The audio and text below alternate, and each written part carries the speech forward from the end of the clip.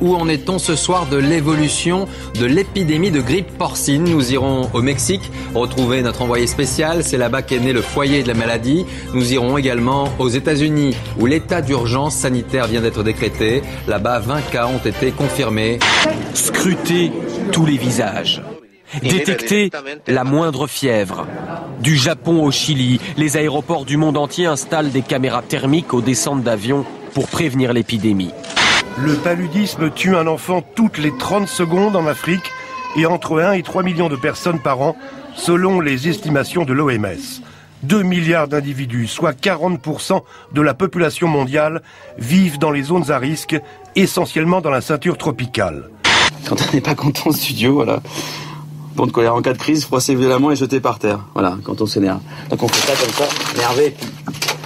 Et voilà, c'est fait. On n'est plus en colère, on redevient zen. Moi, je peux pas me détendre. Ah bah oui, mais ça va être difficile. Je suis pas venu me faire injurier par un crétin qui sait même pas ce que c'est que la poésie. Voilà. Eh Francis, calme. Calmez-vous, Francis. Mais non. Tu rigoles ou quoi? Tu sais ce que c'est écrire un livre? Francis, tu sais ce que c'est écrire un livre? Tu sais ce que c'est écrire un livre? Tu sais pas. Tu vas te faire sauter ta licence. Francis, tu sais parler des livres des autres. Il faut savoir que depuis novembre dernier, la situation de l'emploi s'est dégradée en France. En février, 80 000 demandeurs d'emploi supplémentaires ont été enregistrés. Ça fait 3 000 emplois supprimés chaque jour en France. Paris, vendredi dernier, camouflée sous sa capuche, la chanteuse Lara Fabian. Par terre, sous une couverture, l'actrice Fiona Gélin. Pendant 2 heures, elles se sont glissées dans la peau de SDF, en toute simplicité. Je suis pas pleine comme maquille, surtout qu'on me coiffe pas. Ils n'ont que 14, 15 et 16 ans. Ils n'ont pas hésité à braquer un fourgon de la Brinks en plein jour, au milieu de la cité où ils habitent. Ce ne sont pas des professionnels du grand banditisme, leurs armes, de simples bombes lacrymogènes. Les convoyeurs ont riposté par des tirs, les blessant à la jambe et au bras. Ils repartiront sans argent et seront finalement interpellés sans heurts. Je rêvais d'un autre monde où la terre serait ronde. Je voudrais faire une mention particulière pour quelqu'un qui, me semble-t-il, a un certain succès en Espagne aujourd'hui.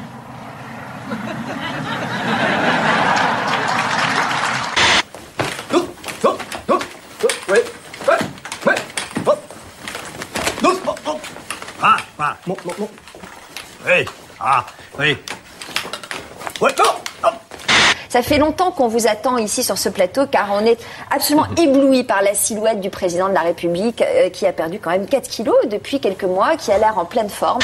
Je lui dirai les mots bleus, ceux qui rendent les gens heureux, une histoire d'amour sans parole. N'a plus besoin du protocole. Les médecins ne seront plus que consultés, ils n'auront plus aucun pouvoir pour modifier la gestion de l'hôpital, ce qui ne s'est jamais produit. On veut gérer l'hôpital comme une entreprise, ce qu'elle n'est pas. Le Tamiflu, c'est ce médicament délivré sur ordonnance assez onéreux et qu'il est inutile à ce stade de l'épidémie de... Pardon. Les New-Yorkais ont cru revivre hier matin le 11 septembre lorsqu'ils ont aperçu ce Boeing 747 et 2 avions de chasse rasant les gratte-ciel à très basse altitude. Certains paniqués ont même quitté leur bureau. Il s'agissait en fait d'une manœuvre de l'avion présidentiel, mais personne n'avait été prévenu. Fait exceptionnel, la Maison-Blanche a présenté ses excuses. Édition spéciale ce soir sur TF1. Le niveau d'alerte 5 va sans doute être déclenché en France ce soir pour lutter contre la pandémie de grippe. C'est ce qu'a annoncé le président de la République Nicolas Sarkozy. Cela peut signifier la fermeture des crèches et des écoles, ainsi qu'un contrôle sanitaire renforcé aux frontières. Tous les malades sont placés à l'isolement. En Asie et en Océanie, les premiers cas ont été confirmés dans ce lycée de Nouvelle-Zélande. Une enseignante et 2 élèves qui revenaient d'un voyage scolaire à Mexico. C'est de son balcon qu'elle répond aux questions, car elle est consignée chez elle. Je pensais que la grippe mexicaine rendait beaucoup plus malade. On a un virus qui n'est pas un virus qui devrait nous paniquer. Je veux dire, c'est la grippe, encore une fois. Et, la chance que l'on a, c'est pas la grippe aviaire, c'était un sale virus, la grippe aviaire. Ah oui, c'est moins dangereux pour vous que la grippe aviaire? Ah mais là, c'est la grippe que vous connaissez. C'est un nouveau virus qui est un hybride d'un virus de porc, d'un virus humain et d'un virus aviaire que ne connaît pas l'espèce humaine et qui se propage. Est-ce que sa couverture médiatique cacherait les autres problèmes de la société, notamment les problèmes liés à la grève universitaire, à la LRU et les hospitaliers et bien d'autres encore. Pas de réforme, pas de sexe. C'est le mot d'ordre lancé par plusieurs associations de femmes kenyanes. Elles ont décrété une semaine d'abstinence sexuelle pour pousser les élus à entreprendre les réformes politiques et économiques nécessaires au pays.